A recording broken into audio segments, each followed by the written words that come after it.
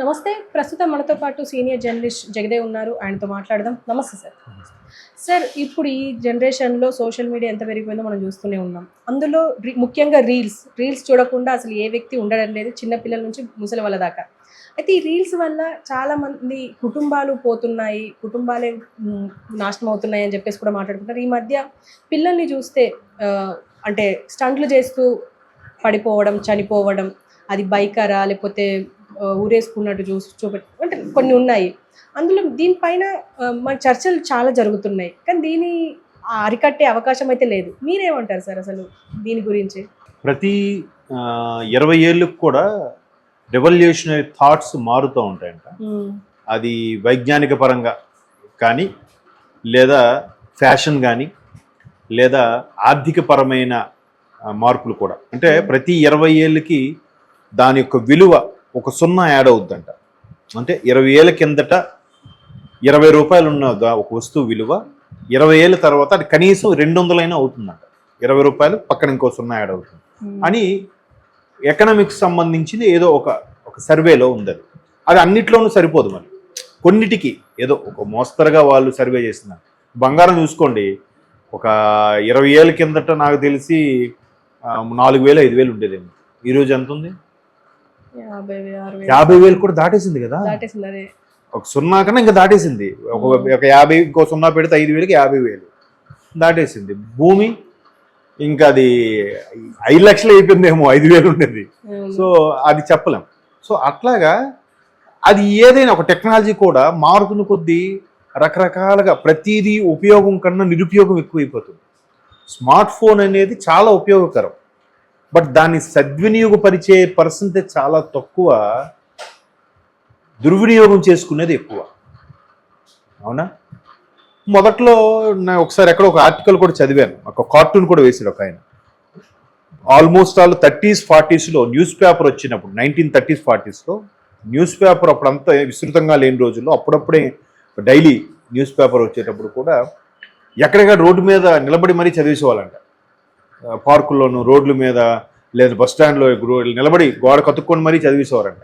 ఒకటి ఇలా చదువుతుంటే వెనక నుంచి ఒకటి ఇలా ఒంగొని మరి అటుపక్క చదివేసాడు. ఇంకోడు అరే నా మెయిన్ ఇవ్వు, లోపల పేజీ నువ్వు తీసుకొని ఈరోజు చదువుతాను, అంత ఆతృతగా ఉండేదంట. ఇప్పుడు ఎవరైనా పట్టించుకుంటున్నారా? సో అప్పుడు కూడా దాన్ని నీట్గా పొద్దున్న లేచి చదువుకునే వాళ్ళు కూడా ఉన్నారు కదా. అదే టైంలో దాన్ని చింపేసి రకరకాలుగా ఆ చెత్తపడి వేయడానికి కూడా ఉన్నారుగా. అలాగే ఇక్కడ ఫోను మంచికి ఉపయోగిస్తే దాన్ని calculator, watch, knowledge, technology, news update, alarm, lighting అన్ని రకాలుగా వాడుకోవచ్చు. కానీ దాని ఏమవుతుంది, అలా కాకుండా రీల్స్ అని కొత్తగా వచ్చింది. ఆ రీల్స్లో భాగంగా వెర్రి చేష్టలు అనమాట. మొన్న ఒక అమ్మాయి ఎక్కడో కోట మీద, పాడుబడిన కోట దగ్గరికి వెళ్ళి బాయ్ ఫ్రెండ్తో వాడు చెయ్యిలో పట్టుకున్నట్టుగా ఏలాడుతున్నట్టుగా, ఇది అంటే తన లోయలో పడిపోతుంటే పట్టుకున్నాడంటే చేసింది. లక్కీగా అమ్మేం పడలేదు. రీసెంట్గా ఒక యూట్యూబర్ ఇన్ఫ్లుయెన్సర్ వాటర్ ఫాల్స్కి ఏదో వెళ్ళి ఆ వాటర్ ఫాల్స్లోకి వెళ్ళిపోయింది. తర్వాత ఒక పిల్లాడు, అది ఎంత దారుణం అమ్మ, ఆడు విలగలా కొట్టుకుంటుంటే వీడియో తీస్తున్న మిగతా చిన్నపిల్లలు 9th క్లాస్ 8th క్లాస్ వాళ్ళు అంటారు, అరే భలే యాక్ట్ చేస్తున్నాడు రేడు, నిజంగా ఊరు బిగుసుకున్నట్టు అనుకున్నాడు, కానీ నిజంగా బిగుసుకొని చనిపోయాడు. చూడండి ఎంత దురదృష్టకర సన్నివేశం. అవి అంటే అఫ్కోర్స్ తల్లిదండ్రులు కూడా అలా ఎందుకు ఇవ్వాలి పిల్లలకి అంటే, అరే పిల్లలు ఇవాళ రేపు ఏమైంది, కరోనా నుంచి ఫోన్లో లెసన్స్ పంపిస్తున్నారంట. అరే రేపు హోంవర్క్ ఏంటంటే ఫోన్లో పంపించి అది చూసి రాసుకో, లేదా ప్రింట్అవుట్ తీసి రాసుకో అంటున్నారు. ప్రింట్అవుట్ తీసుకునే అవకాశం లేదనుకోండి, ఏం చేస్తాడు, ఆ ఫోన్ పెట్టే చూసి రాస్తున్నాడు. నేను లైవ్ ఎగ్జాంపుల్, మా పిల్లలు అట్లాగే రాస్తుంటే నేను కావాలని అది అలా వద్దు, కళ్ళు ఆల్రెడీ పెద్దవాడికి దానివల్ల సైట్ కూడా వచ్చేస్తుంది వాడికి కరోనా నుంచి. సో ఇంకా అది పక్క తప్పించి ప్రింట్ తెస్తాను. ఒక్కోసారి లేట్ నైట్ పెడుతున్నారు క్లాస్ టీచర్స్, రేపు ఇది నోట్స్ రాసుకురావాలని. క్లాస్లో ఉన్నప్పుడు ఇవ్వాలి కదా. ఇప్పుడు తప్పు ఎవరిది అంటారు, క్లాస్ టీచర్దా? లేదా స్మార్ట్ ఫోన్ ఉంది కాబట్టి నేను ఆ పిల్లడికి ఇచ్చాను కాబట్టి నాది తప్ప? ఫోన్ ఇచ్చినా కూడా ప్రింట్అవుట్లు తీసుకొని తెచ్చుకోకుండా దాన్ని చూసి రాస్తున్నందుకు అబ్బాయి తప్ప? చెప్పండి, ఎవరు తప్పు అంటారు? నోబడీ కెన్ జస్టిఫై కదా. సో ఈ టెక్నాలజీ ఎట్లాగ అయిపోయిందంటే ఎవరి తప్పు ఎవరి తప్పు అనడానికి లేదు. ఇప్పుడు ఫోన్ ఉంది, ల్యాండ్ లైన్ అయితే అక్కడే నిలబడతాం, ఇదైతే ఎటు మూవ్ అవుతూనే మాట్లాడతాం. అంత మాత్రాన ఎట్లా అనుకుంటూ మాట్లాడాలా? మెడపట్టేస్తుంది ఫస్ట్ థింగ్. నెక్స్ట్ లేకపోతే వీడిల్లు ఇంకోటి గుద్దుతాడు. వీడు పోయింది, వీడు ఎలాగా రాంగ్ చేశాడు కదా, సక్రమంగా వెళ్ళిన వాడు కూడా పోతున్నాడు. ఎన్నో మంది అలా జరిగాయి కదా. ఫోన్ మాట్లాడుకొని మొన్న ఎవడో ఫోన్ మాట్లాడుకుంటూ కార్ డ్రైవ్ చేసుకుంటూ ఒక వైఫ్ అండ్ హస్బెండ్ బైక్ మీద వెళ్తుంటే వాళ్ళని గుద్దాడు. వాళ్ళు చనిపోయారు, వీడికి ఏం కాలే. ఎందుకంటే ఫోన్ డ్రైవింగ్. ఈ సొంపుకి చాలదంటూ కారులో కూడా బ్లూటూత్ ఆప్షన్. అసలు కార్ టెక్నాలజీ పెంచేటప్పుడు ఫోన్ సిగ్నల్స్ ఉంటే కార్ ఇంజిన్ ఆగిపోవాలి, ఫోన్ మాట్లాడితే కార్ రన్ అవ్వకూడదు లాంటి టెక్నాలజీ తేవాలేమో. ప్రతిదానికి కూడా ఇప్పుడు ప్రభుత్వాలు కూడా అలాగే ఉన్నాయమ్మా.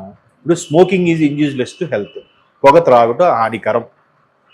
మరి అక్కడ పర్మిషన్ ఎందుకు ఇవ్వాలి? ఆ డొక్కు మీద ఎందుకు రాసేయాలి? గవర్నమెంట్ రూల్స్ ప్రకారం పెద్ద ఏదో మేము చాలా స్ట్రిక్ట్గా పరిపాలించేస్తున్నాం అన్నట్టుగా. అసలు లైసెన్స్ ఇవ్వకుంటే సరిపోయేది కదా. లైసెన్స్ ఇవ్వడం అంటే ఆడికి వ్యాపారం చేసుకోవడానికి గ్రీన్ సిగ్నల్ ఇవ్వడం, ఇంకోవైపు ఆడి వ్యాపారానికి గోతులు తవ్వడం తప్పు కదా. మొదటగా తుంచేయచ్చు కదా, అలా చేయరు. ఎందుకంటే రెవెన్యూ పడిపోద్ది అంటారు. అంటే కనుక ఎవరిది తప్పు పడతాం చెప్పండి.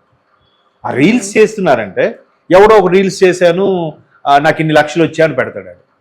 లేకపోతే నేను రీల్స్ చేయడం వల్ల ఇల్లు కొనుక్కున్నాను అంటాడు. కొన్ని మంచి కాన్సెప్ట్. ఒక ఆయన ఉన్నాడు నా అన్వేషణ అని, ప్రపంచ యాత్రికుడిగా. నిజంగా అంటార్కిటికా సముద్రం, ఆర్కిటిక్ చీకటి ఖండం, అంటార్కిటికా చీకటి ఖండంలోకి వెళ్ళాడు. మొన్న రీసెంట్గా ఆర్కిటిక్లోకి వెళ్ళాడు అనుకోండి. అది ఇక్కడ ఇలా ఉంటుంది, ఇలా పరిస్థితులు ఓకే, ప్రపంచాన్ని తెలుసుకోవడం తప్పులేదు. అలాగే రీసెంట్గా ఒక అబ్బాయి హైదరాబాద్ కుర్రాడు అనుకుంటే ఇస్మార్ట్ శివ అని చక్కగా న్యూస్ అప్డేట్ ఇస్తున్నాడు.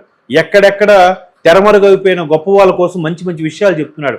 దాన్ని రచ్చరవి, మన జబర్దస్త్ రచ్చరవి పిలిచి మరీ సన్మానించాడు అబ్బాయిని. సూపర్ అబ్బాయి, అందరూ డిఫరెంట్గా చెప్తున్నావు, చక్కగా ఉన్న న్యూస్నే తెలియని విషయాన్ని చెప్తున్నావు అని. అది కదా కొత్తదనం అంటే. ఈ పిచ్చి పిచ్చి చేష్టలేంటి, దూకేస్తాను, పైనుంచి పడిపోతాను, ఊరేసుకుని మళ్ళీ బతికి వచ్చాను చూడడం, ఏమిటి పిచ్చి. ఇంకో అబ్బాయి ఉన్నాడమ్మా, జానకిరామ్ అని కుర్రోడు ఉంటాడు. అబ్బాయి ఇప్పుడు కాదు, ఒక 4-5 ఏళ్ళ కిందటి నుంచి వీడియోస్ చేస్తుంటాడు యూట్యూబ్లో. చక్కగా ఆధ్యాత్మికపరమైన, మన ఇప్పుడు కల్కిలో శంబలా ఉంది. శంబలా అనేది అలా గన్నలు పట్టుకుని ఉన్నారు. శంబలా అనేది షాంగ్రిల్లా అంటారు ఇంగ్లీష్లో. దాన్ని శంబలా, అది సిద్ధాశ్రమం అని కూడా అంటారు. అసలు ఆశ్రమంలో ఎలా ఉంటుంది, దానికి ఏంటి, వెళ్ళడానికి గట్టిగా గోడ గుద్దితే అందులోకి వెళ్ళిపోరు. ఆ కొండను గుద్దితే అక్కడ ఉన్నా మనకు కనబడదు ఆ ప్రపంచం, అదొక వేరే ప్రపంచం. దాని గురించి ఆ కుర్రాడు ఎంత బాగా ఎక్స్ప్లెయిన్ చేశాడు. మహా అయితే ఇంజనీరింగ్ చదువుతున్నాడు అప్పటికి ఆ అబ్బాయి వీడియో చేసే టైంకి. అది కదా మంచిది. చూడండి, ఒకే టెక్నాలజీని ఆ ఇస్మార్ట్ శివ లాంటి వ్యక్తులు, జానకిరామ్ లాంటి వ్యక్తులు అంత చక్కగా ఉపయోగిస్తుంటే వీళ్ళు పిచ్చి పిచ్చి చేష్టలకి. అంటే సక్రమంగా వెళ్ళాలంటే టైం పట్టేస్తుందమ్మా. వక్ర మార్గం వెళ్ళాలంటే ఈజీగా వెళ్ళిపోవచ్చు కదా. బ్లాక్లో వెళ్తే లైన్లో నిలబట్టి ఎక్కడ కొనుక్కోవడం టైం పట్టేస్తుంది. బ్లాక్లో అయితే ఏముంది, అందరూ ఆలోచన అదే. తక్కువ టైంలో ఎక్కువ పేరు వచ్చేయాలి, ఎక్కువ పేరుతో పాటు ఎక్కువ డబ్బులు వచ్చేయాలి.